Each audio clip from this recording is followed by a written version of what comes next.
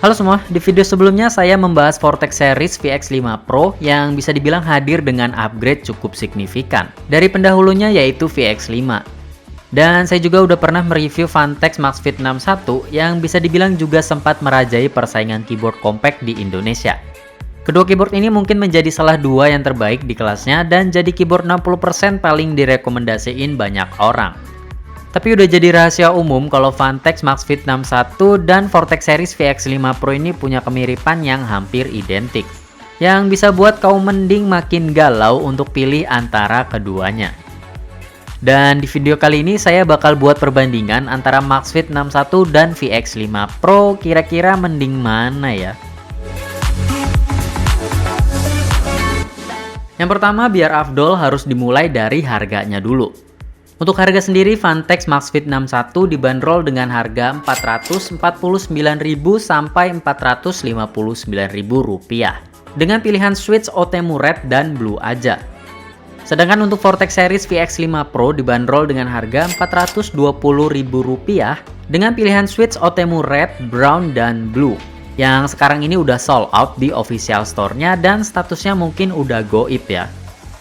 Secara harga dan varian switch, VX5 Pro bisa dibilang lebih unggul dari MaxFit 61, tapi mending kita lanjut dulu.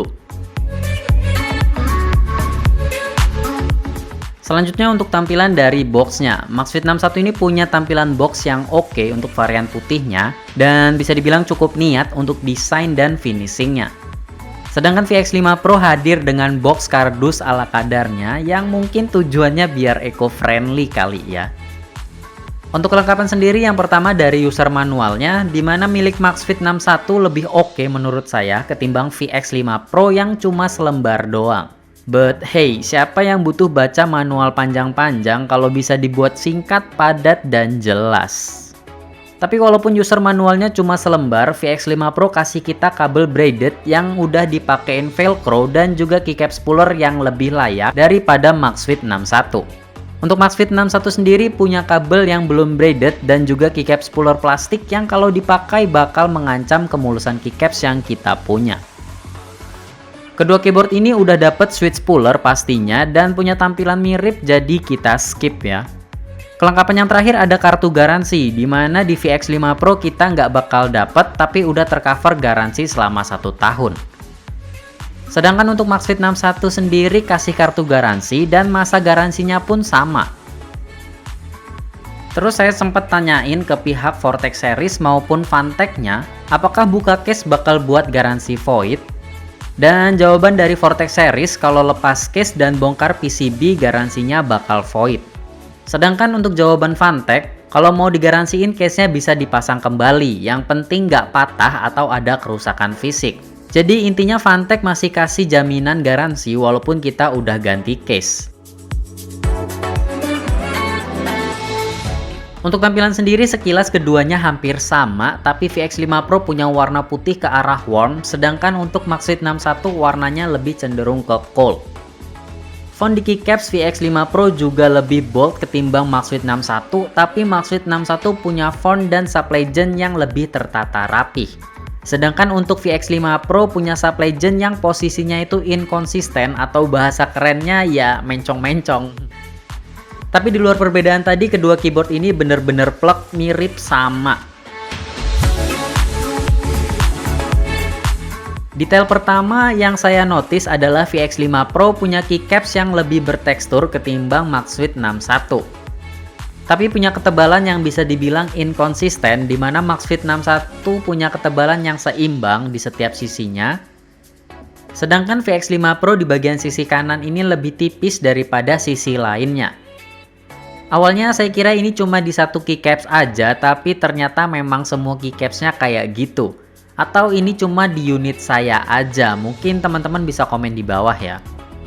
Pada dasarnya kedua keyboard ini punya 6 lubang screw di plate-nya, tapi di VX5 Pro saya ada satu lubang screw yang nggak terpakai. Letaknya itu antara F10 dan F11 dan sebenarnya nggak jadi masalah sih. Tapi mungkin untuk sebagian orang bakal terganggu sama letak lubangnya ini. VX5 Pro dan MaxFit 61 punya PCB dengan tipe yang sama yaitu XS61 RGB. Bedanya cuma dari warna aja. Di VX5 Pro punya PCB berwarna biru, sedangkan untuk Maxfit 61 PCB-nya warnanya putih. Untuk tampilan software sebenarnya sama persis, cuma diganti logo masing-masing di pojok kanan atas. Tapi saya notice perbedaan yang mungkin minor sih, di mana efek RGB di Maxfit 61 ada auto ripple dan fireworks. Sedangkan di VX5 Pro nggak ada, tapi kali aja Vortex series bakal ada software update ke depannya dan tambahin kedua efek tersebut. Ngomongin impresi, sebenarnya preferensi masing-masing. Kalau saya pribadi cenderung lebih nyaman pakai VX5 Pro. Karena untuk mapping case-nya sendiri lebih familiar buat saya ketimbang Maxfit 61 yang saya sendiri masih butuh adaptasi sampai sekarang ini. Dan untuk Magic FN di Maxfit 61 menurut saya cukup membantu, tapi bakal buat pemakaian jadi agak ribet. Di satu sisi mempermudah kita buat jalanin perintah FN tanpa perlu tahan FN-nya, di sisi lain bakal menghilangkan fungsi asli dari semua keys yang ada perintah FN. Jadi intinya nikmat sesaat sih. Sedangkan untuk arrow keys di VX5 Pro menurut saya cuma mengorbankan fungsi dari tanda tanya aja.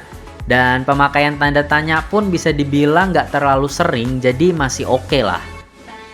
Terus untuk typing feel sebenarnya saya nggak bisa tarik kesimpulan di situ karena perbedaan switch dan kualitas keycaps. Tapi yang pasti keduanya punya typing feel yang hampir sama sih.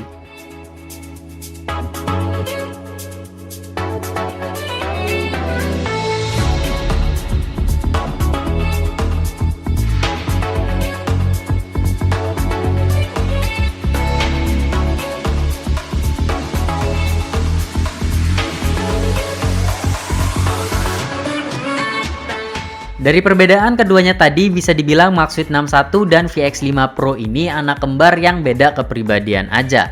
Dan kedua keyboard ini punya kekurangan serta kelebihannya masing-masing. Jadi ya hasil akhirnya saya balikin lagi ke penilaian teman-teman. Bagus enggaknya sesuaiin aja dengan kebutuhan kita sendiri, pengen yang kayak gimana.